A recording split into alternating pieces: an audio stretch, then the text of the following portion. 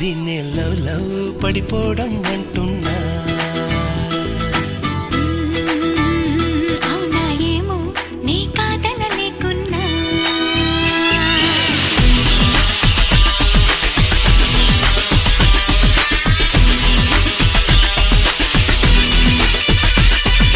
నీలో జరిగే తంతు చూస్తూనే ఉన్నా. దీన్నే తొలి ప్రేమ అంటారేమైనా.